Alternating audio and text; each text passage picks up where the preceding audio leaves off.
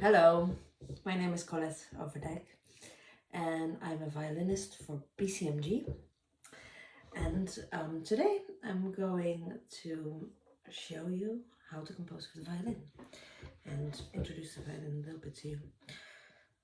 So hopefully it will be useful for you when you write for the violin. Okay, so let's get started. The violin is a member of the string family. It's the highest instrument in the string family, and it's often used to write melodies for,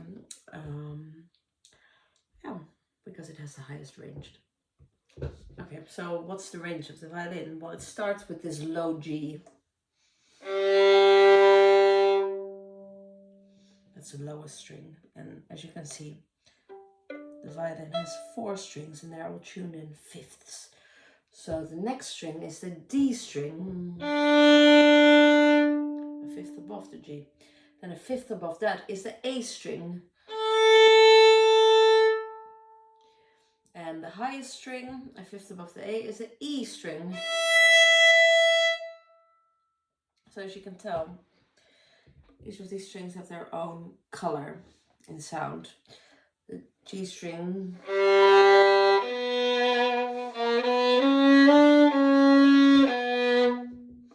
is very intense and dark. D string is quite friendly and round. The A string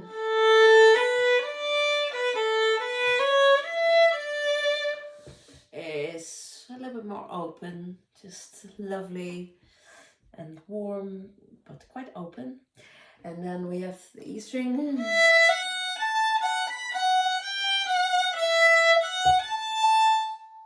It's really quite bright and very open, like the sun.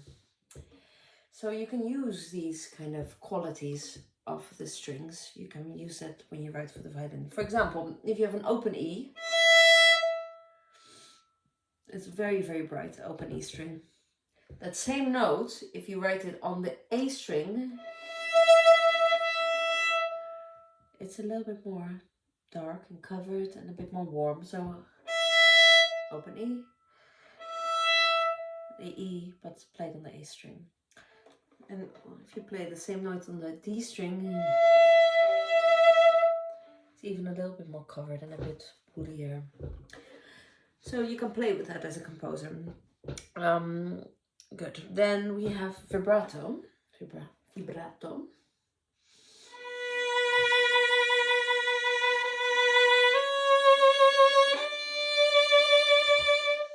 So this is when you move with your finger like this, and it gives more expression to the note. You can write that you want vibrato, or also specifically if you want non-vibrato, also write that. It gives a bit more glassy sound.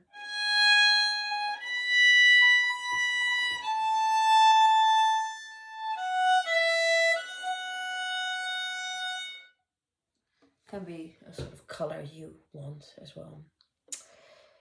Okay, great. So you can write double stops on the violin. The most common ones are octaves and thirds, or a sixth,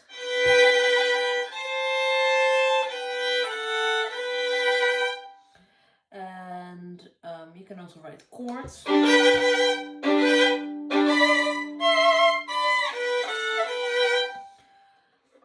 So you can do all kinds of things with double stops. Just, I'd say, be careful when you want to write melodies not to put too many double stops in it, because it really complicates things for a violinist. Great. Then if we don't use the bow, which we use to bow the violin, then we can pluck the violin with our fingers. It's called pizzicato, and it has its own color entirely.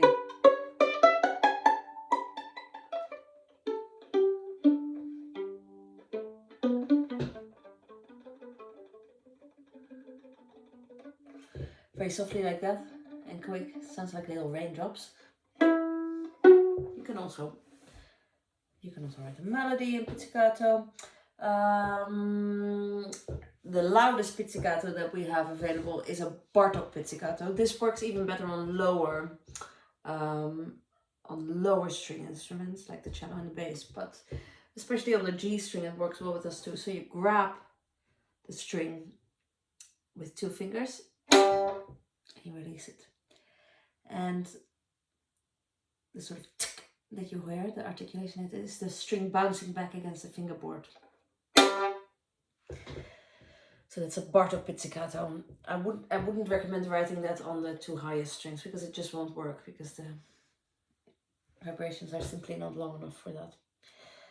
Okay, so I've got that. Oh yeah, you can also maybe strum on the violin. A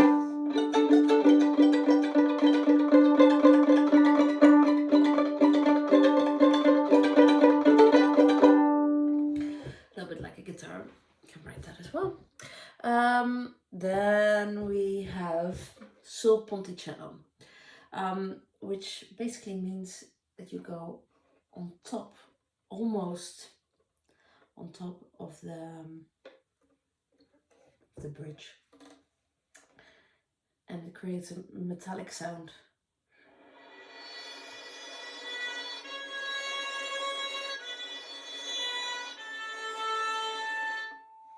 That's called sul ponticello. It's very metallic, very icy. The other way, if we go really far away from the fingerboard, from the bridge, this is called sul tasto. So on the fingerboard, and it sounds like this.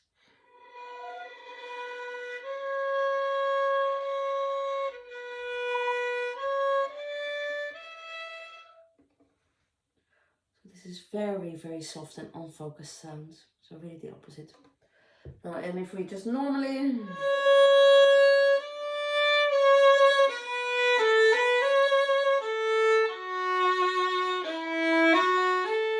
normal healthy sound, sul ponticello really on the bridge, sul tasto,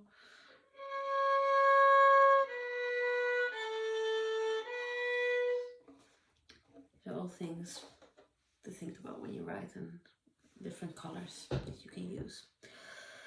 Okay. Oh yeah, then another thing is we have this mute. So we put the mute on. Well, first I'll show you what it sounds like with it off. Just normal sound. I'll put my mute on.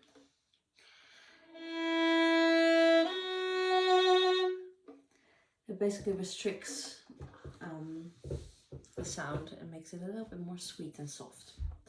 So that's also an effect that you can use in writing for the violin. Now let's go on to harmonics.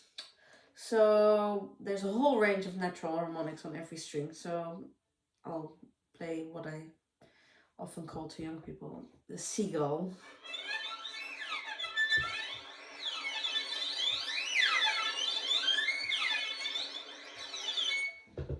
So here you hear all those natural harmonics. So I don't actually put my finger completely down. I just, normally I really put it down hard on the fingerboard. Now I just touch the string and glide it.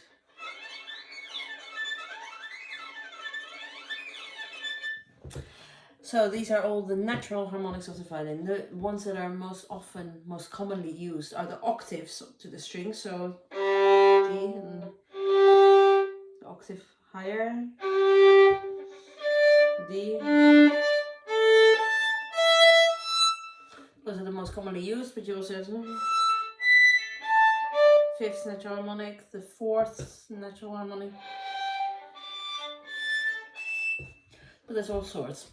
And then we get to the artificial harmonics. So, and the most commonly used ones are the 4ths. So you put your first finger down.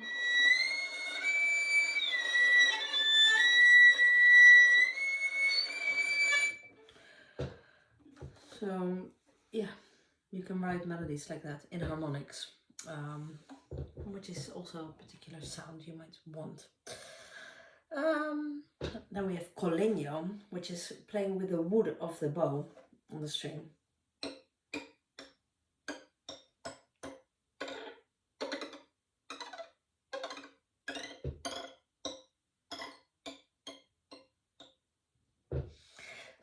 interesting sound. Colegno. Okay, we already talked about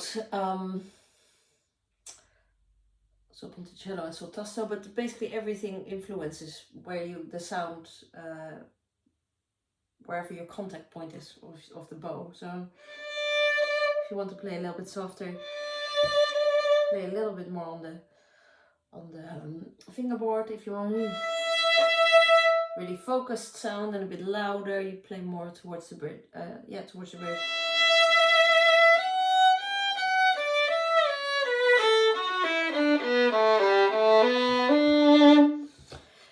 Okay, so then we have all kinds of articulations. So legato is really...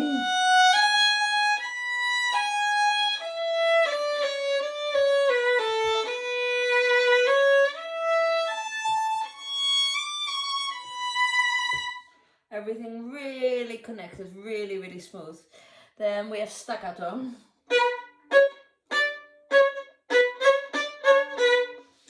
Really short, but still on the string. Then we have spiccato.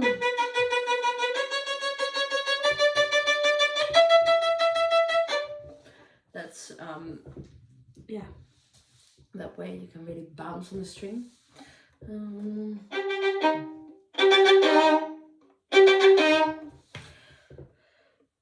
So yeah, there's all kinds of things, and then of course you can combine different things. So legato and then spiccato.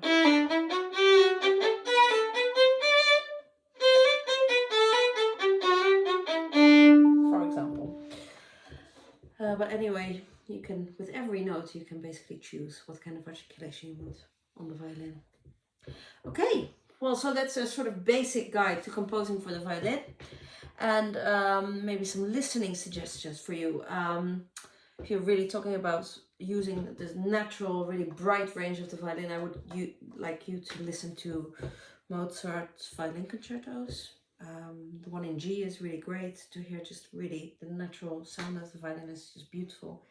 But also D major and A major are beautiful for a lot of different techniques. How they're used in a very creative way is in Bartók's Romanian folk dances for violin. On a very high level, Paganini Caprice number 24. Lots of different techniques and different ways to use the violin. I mean, that's really, really difficult stuff, so don't write stuff like that. But just to give you some inspiration and a little bit of a taste. Ravel Tzigane is a wonderful sort of gypsy piece, but really, really sophisticated and incredible. So definitely listen to that. It will inspire you to no end. Some great violin concertos that you absolutely have to listen to are Bruch Violin Concerto, Mendelssohn, you probably know already, Prokofiev Violin Concerto number 1. It's amazing for the sound world and imagination. And something a little bit more contemporary is maybe Messiaen, Theme and Variations. But of course also Brahms Violin Concerto is great, and Beethoven Violin Concerto. I mean, there's so many great pieces for violin. I mean, as I'm saying this to you, I'm forgetting about 1,000 pieces, but just a little bit of inspiration. Hope you enjoyed this video, and perhaps see you one day in a BCMG composing workshop. Bye!